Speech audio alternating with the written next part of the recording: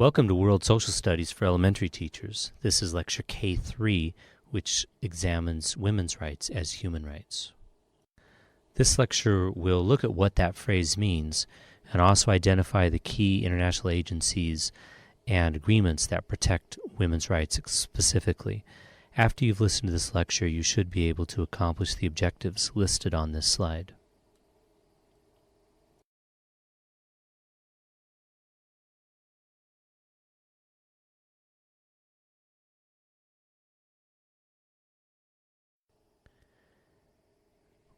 Women and children suffer the most from modern war.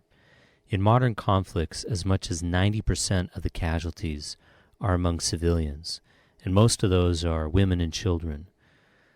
The United Nations Secretary General said, as is quoted on the slide here, that our collective failure to ensure the civilians is no more apparent than when it comes to protecting women.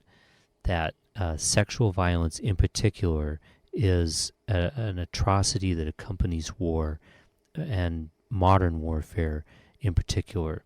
Rape is now used as a form of violence, and as a result it is recognized by the international community as a form of genocide and a crime against humanity. So let us examine more closely what that means, the notion of women's rights. Since perpetrators of sexual and gender-based violence are often motivated by a desire for power and domination, rape is common in situations of armed conflict and internal strife. An act of forced sexual behavior can threaten the victim's life. Like other forms of torture, it's often meant to hurt, control, and humiliate, while violating a person's physical and mental integrity.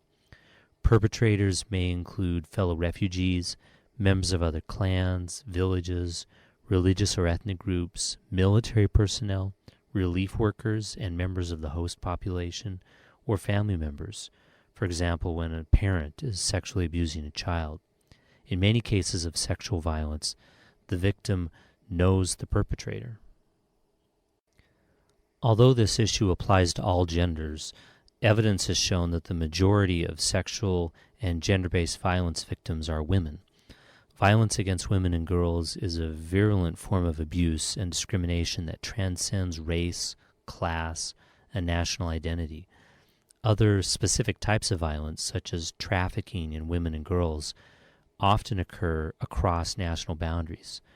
It's estimated that annually up to 2 million people, many from the 150 or more countries constituting the global south, are trafficked into prostitution, forced labor, slavery, or servitude.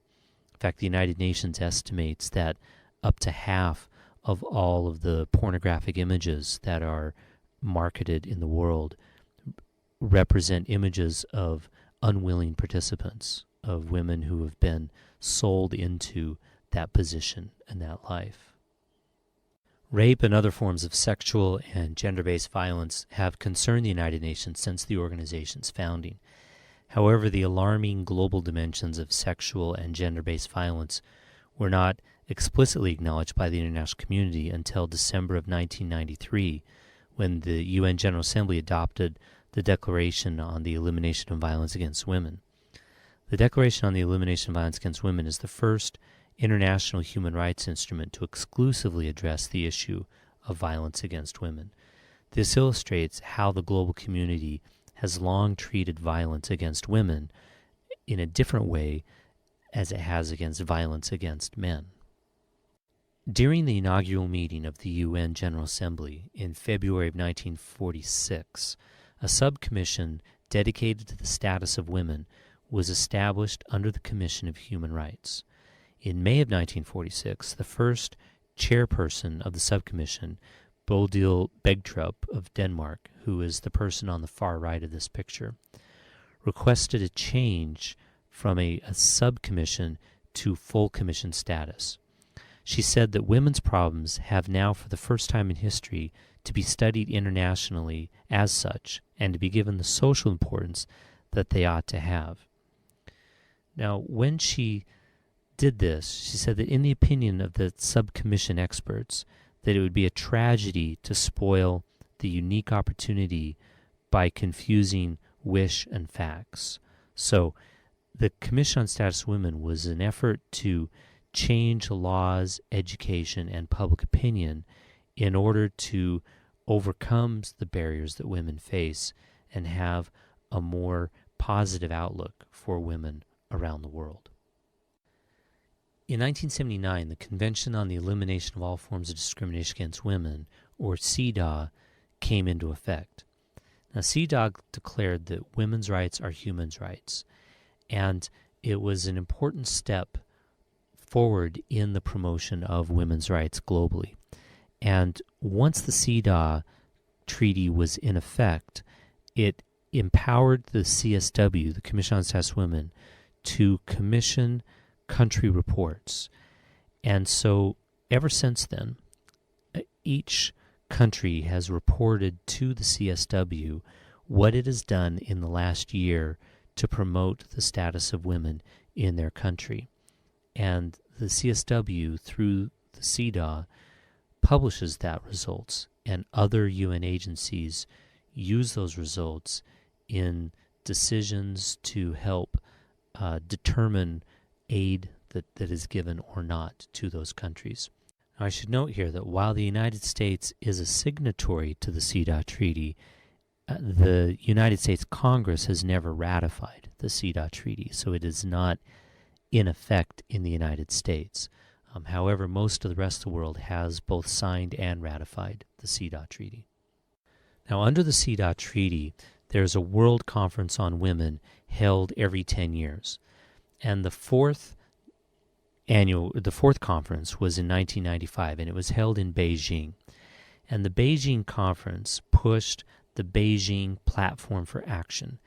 And this is where the CEDAW committee actively promoted the idea that women's rights are human rights. And it began an effort on the part of the United Nations to reevaluate all societal structures with an eye towards empowering women to be equal partners with men in all aspects of life.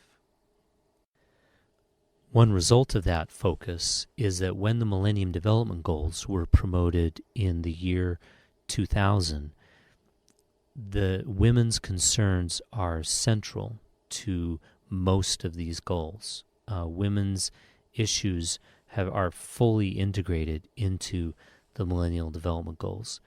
So whether it's eradicating hunger or achieving primary universal education, there's a special focus placed on improving the lives of women as that goal is promoted.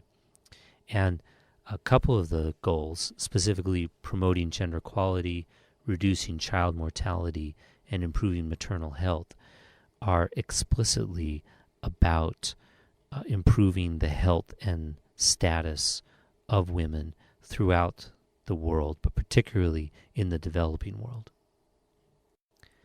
In 2010, the United Nations merged 4 agencies into one agency called UN Women in order to accelerate progress. So instead of having CEDAW and UNIFEM and all these other groups, each promoting women's issues in their own independent agenda, they've unified them to have a more cohesive and coherent agenda for action.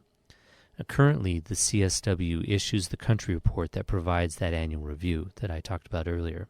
And under the UN Women, all UN agencies now must document the impact on women of their action before they can embark on any new initiative or fund any effort. So it's kind of like if you need to build a dam or a windmill power generating station, you would have to file an environmental impact statement. Well, likewise, a UN agency has to file an impact on women statement before it can engage in any new action or new initiative. So whether it is human rights in general or women's rights in particular, the international law in this area is still being developed in this generation.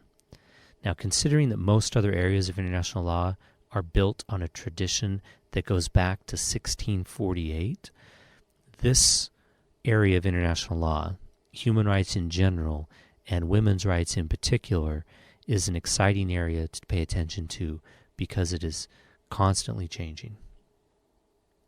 This presentation was provided courtesy of Dr. Brian Dille. I'm a professor of political science at Mesa Community College.